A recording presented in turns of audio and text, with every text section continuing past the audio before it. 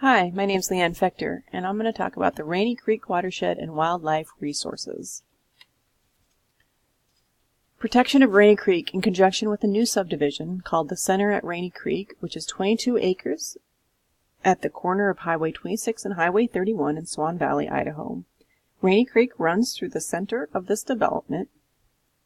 The developers are planning commercial buildings along Highway 31, along with 6 apartment buildings that can also house RV and boats. Across the creek and behind the apartment buildings will be 12 townhomes. The developer says he plans on adding pedestrian bridges, green space, and putting in a 75-foot zone from the creek.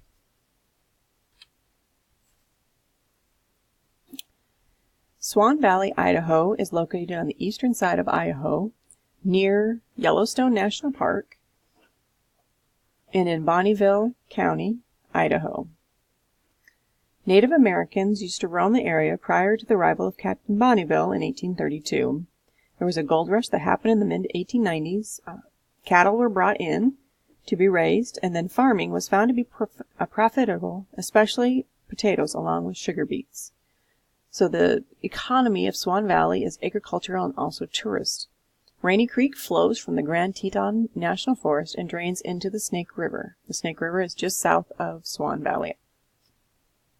And there are 211 people as of 2016. The soils of the area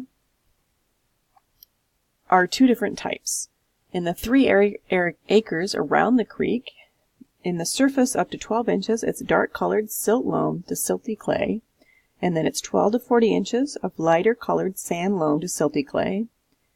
And the other kind is the surface up to 14 inches. It's dark colored silty loam to silty clay.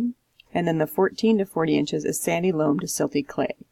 So it's very sandy type soil. And they're both poorly draining soil. And the other kind of soil, which is in the other 19 acres of the development, is a dark grayish-brown, mildly alkaline, gravelly loam in the first 4 inches of the ground. 4 to 18 inches is a grayish-brown and brown, mildly alkaline, very gravelly loam and extremely gravelly sandy loam. And 18 to 60 inches is a pale brown, moderately alkaline, extremely gravelly, loamy sand. So this has a bit more gravel in it, less sand, but it still is pretty sandy for this kind of soil. And it's also poorly draining, which leads to seasonal flooding and a high water table. The vegetation in the area is conducive to sedges, rushes, willows, and forbs. Though when the area is overgrazed, unpalatable forbs and shrubs can take over, which is not conducive to some of the animals that live in the area. And so elk are overeating shrubs and causing the juniper and mahogany to take over, which are not native to the area. The wildlife is very diverse in this area, thanks to being next to the Yellowstone National Park. Some of the animals, such as lynx and the ground squirrels, sage grouse, and yellow-billed cuckoos, are endangered in the area. And sturgeon, bull trout, and Snake River Fias snails are also endangered in this area. Some of the concerns that are brought up about this development is if the riparian zone, which is supposed to be 50 to 100 feet from the creek, will be actually built. And then if it is built, the planting of non-native plants in this area, which can be more difficult for the soil to have proper drainage, which can be an issue considering it is an area of seasonal flooding and high water table.